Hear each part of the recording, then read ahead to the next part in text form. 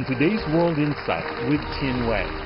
文明只有姹紫嫣红之别。 Different but equal and mutual respect. The Chinese president's keynote on Asian civilization. And rising tensions in the Persian Gulf region. No thanks to the U.S. Mideast policy. What now?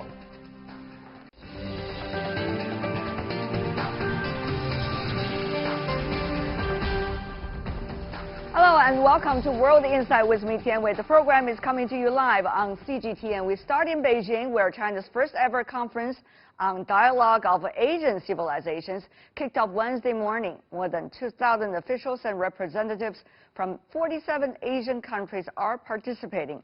Chinese President Xi Jinping addressed the event, emphasizing the importance of exchanges and mutual understanding among different civilizations. Take a look. Building community with a shared future through enhancing exchanges and mutual learning among Asian civilizations. Delivering a keynote speech at the opening ceremony, Chinese President Xi Jinping said that human civilizations have become richer and more colorful through exchanges and mutual learning. President Xi emphasized that different civilizations are equally rewarding, and the relations between them in the modern world should be addressed in a peaceful and friendly approach. 文明只有 姹紫嫣红之别，但绝无高低优劣之分。 There are only different cultures, no superior or inferior ones. Those who think their races or cultures are better and try to change or replace other cultures are wrong in their mindsets and are doomed to fail.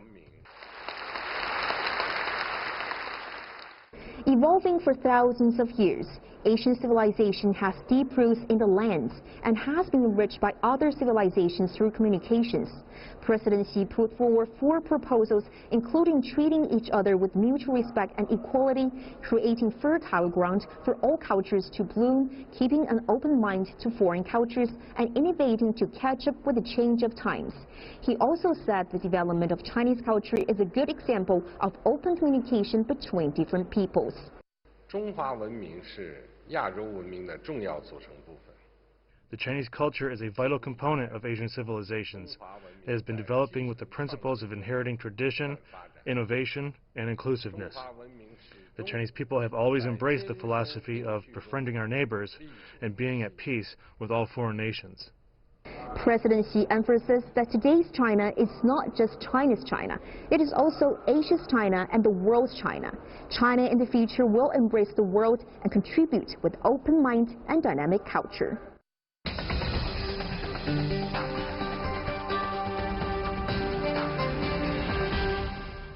For more on the dialogue among civilizations, I'm joined here in the studio by Jumart Atorbayev, the former Prime Minister of Kyrgyzstan. Welcome, Mr. Prime Minister. What a pleasure to see you in Beijing. Yes, my pleasure. Talking about the speech given by Chinese President Xi Jinping, he talked about China's China, Asia's China, the world's China. Exactly where is China in terms of its capability of dealing and communicating with the others about civilizations? Actually, I was really excited positively by observing what happened today in this big forum, because dialogue among cultures, people, civilization is must if countries, societies are going to communicate, cooperate with each other. It's very important. The most important element of Belt and Road Initiative is understanding between people, culturally, historically, language-wise, whatever. So I used to say all the time that infrastructure and finance will be the easiest part of Belt and Road Initiative. Why? Because China already delivered these qualities within your own country. But to working abroad, this is something new.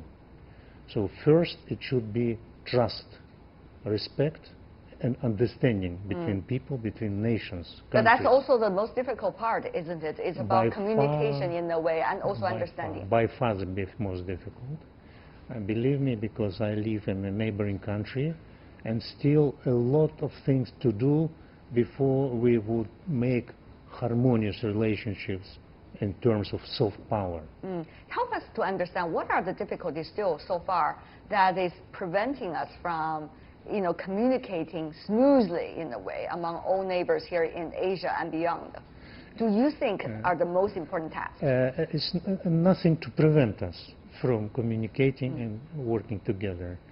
The only thing is that we have to start to absorb by demand-driven approach from partners, not supply-driven. In that respect, understanding that cultures are close but different, people similar but very different, societies, customs, languages, culture, history, everything is different. So in that respect, recognizing, understanding, and working hard in order to show the good qualities of the partners is important. Right, and also being inclusive, I guess, in a way, because there's so much diversity in this region, 47 countries and regions participating in today's conference, just an example. But, coming from your country, Kyrgyzstan, of course you have, big countries such as China and Russia as your neighbor, but also for, civilizations and countries like India, there's also very apparent in the region. So how do you see, from your perspective, the diversity in the region can also be celebrated besides some of the most, and the most obvious ones, such as that from India, China, and Russia? The story of today is so-called clash of civilization, which was told first by Samuel Huntington from Harvard University. He was warning against it. Yes, he said that it will be clash of civilization. First, take into account Islam to Western civilization. Now, things turning around by clashing between Chinese civilization and the Western. The position of Central Asian region, where I'm from, is exactly between Europe and Asia. So we both communicating with Europe through Russia and both communicating with our Asians. So I think that in our case, we could be very important bridge between Western and Asian civilization and how to converge these two great civilizations together. Well, of course, Mr. Prime Minister, one of the most important things is knowing yourself, right, for any civilization, for any country, any culture. But that could also be with a lot of challenges, knowing the culture, the history that we had. For example, many of the countries in the Asia region has been experiencing colonization or semi-colonization days. The way that we look at ourselves has very much been shaped by the others, like it or not. Sometimes it could be celebrated as well. So, Mr. Prime Minister, how do you see the past? How is the past having an impact on our capability to understand ourselves and be able to identify our advantages? Yeah. Let me return to the history. In the 40s, Roosevelt administration of United States made huge program on how to get American culture and everything around America great around the world. They settled special big program. They are very successful. The number one. In 60s of last century, Japanese government launched the same program as under the title Smart Japan. Quite recent example is Korean example. How to be how outside world look into you in positive way. So China is a growing power with enormous, very rich history, culture, language, everything, should also try to go around the world showing the great qualities of your country. But also, that's also learning. But Mr. Prime Minister, as you may know, it's not just about the government. It has to be from different layers of the society as well. This could not only be just a government-driven drive in a way. I show you 3 cases: United States, Japan, and Korea. Everywhere, government will launch it.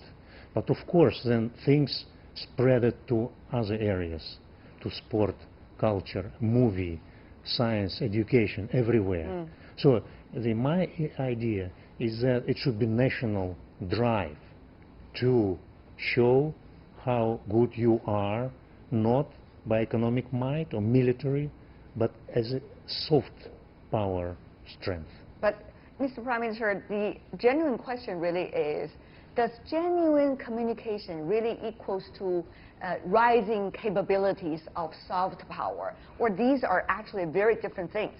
Yeah. One is more political, the other is, of course, more social and cross-cultural. First, you have to create product, something very nice, something smart, beautiful. But then you should be able to deliver it to other markets, to other countries, other people. So in that sense, communication, your colleagues should be skillful enough to be able to translate very nice qualities of Chinese culture, of other country cultures, to outside the world. Finally, before we go, Mr. Prime Minister, a sentence or two to you. What is the strength and what is the beauty of civilizations here in Asia, if we could use that phrase, Asia? Now, Asia is very diverse. You said yourself, India, Central Asia or Arabic world, whatever, absolutely different. But we're carrying some common characteristics. Admiration for the talent, for the elder people, for the parents, for the family values, to the strength of the state, societies. Right. This is not individualistic approach as it is more commonly accepted in so-called Western values. So in that respect, we have a lot of things in common, but we have to learn that we are different as well. It's a long and difficult process, but this was very right start from today. It's a long, different process. We hope it is really starting today. Yes. Zhumart Otabayev, former Prime Minister from Kyrgyzstan. What a pleasure seeing you, sir, here in Beijing. Thank you so much. Thank you very much. And you're watching World Insight with me, Tian Wei. Stay with us here, and we'll have more discussions right after this.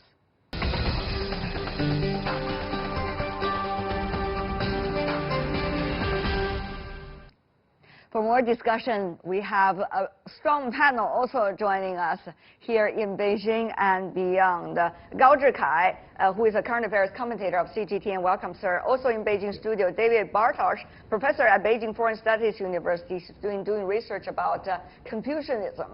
Of course, a very important branch of philosophy here in China. And also joining us in Macau, University of Macau, we have Mario Wenning, an associate professor of philosophy over there. Welcome to the three of you.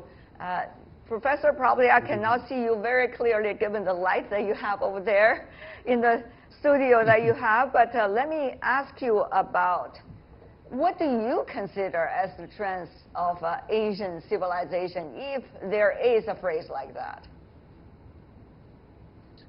Well, the strength of Asian civilization, as you say, it's a question whether there's a particular notion of Asian civilization, but traditionally the diversity of so many different cultures, as well as also the change over many centuries of these cultures, is fascinating. One big difference to Europe is also the combination that one person is capable of sustaining with regard to different beliefs like Confucianism, Buddhism, and Taoism in China, for example. Yeah.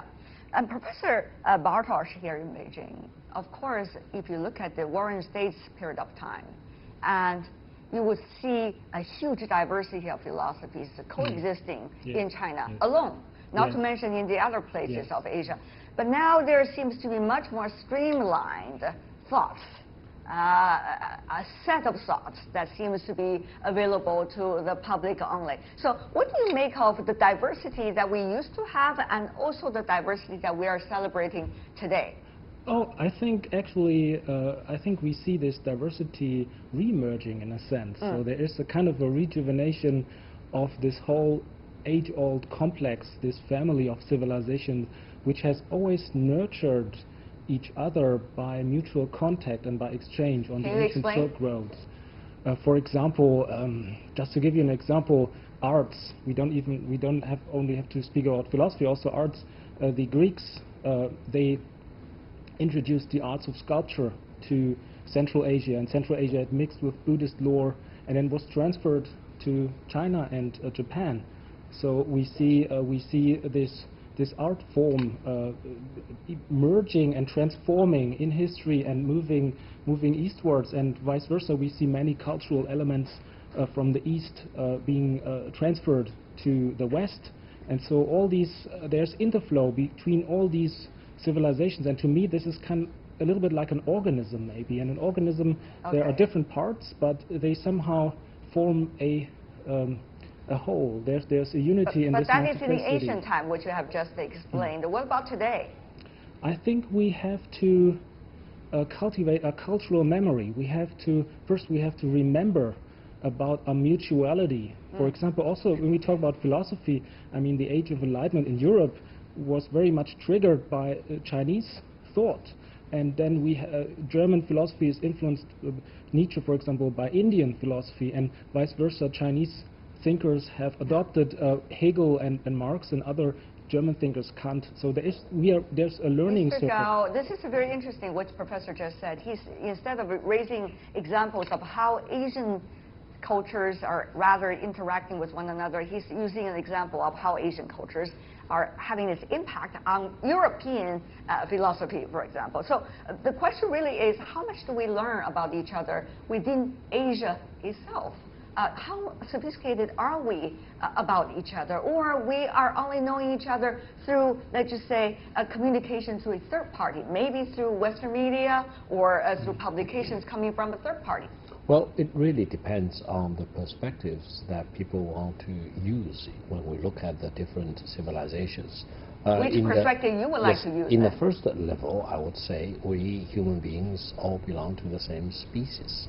And there is only one world, so there is actually a lot of commonality in our heritages and cultures. On the second level, at least, Asia is the largest continent and has... Yeah, but how much do we know about each other? That is the question I want to ask you about. It really depends on the historical passage of time. And I would say thousands of years ago, the interface between civilizations already happened. And as the professor mentioned, Chinese culture really got enriched by the introduction of Buddhism into China, but the Buddhism into China also got a lot of influence from the Greek civilization. And I think basically you can trace this part to the same lineage and same roots. And I think we are all more enriched by these interactions and interfaces. So the question really is, Professor Wenning, in a globalized world as we believe it, do we really learn from one another more actively than we used to be? That, I think, is an ultimate question, whether you talk about Asia or other continents, or all these continents together. Well, I think in order to answer this question, one really has to discuss what would a genuine dialogue be, and in order to learn from each other. Go ahead, sir. One thing that is very important is also to what sometimes in Chinese philosophy is called passive competences, so the capacity to listen to the other person, to be addressed by the other person, to be transformed by another person, including a cultural other person. And I think this is happening increasingly, but there are also certain limits to this. I mean, we live in a globalized culture in which standardization is also one of the driving forces. And so the life of academics in Japan or in India or in China tends to be rather similar. And so it is often that we need to look at different life forms within a culture in order to find any difference. And so I think this is another important thing to consider. This is very interesting, because you look at the ancient times, of course, the transportation technology were not as we see it and not as advanced as today. However, we see at different sporadic times throughout history, there have been very increasing communications through one way or the other among different cultures. Meanwhile, China's President Xi Jinping also expressed China's views on dealing with differences of civilization. Let's listen in. Civilizations only vary from each other, just as human beings are different in skin color and languages. No civilization is superior to the others.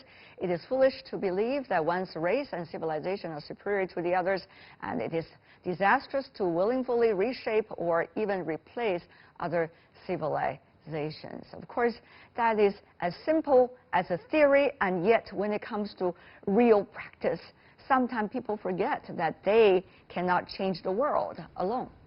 Professor.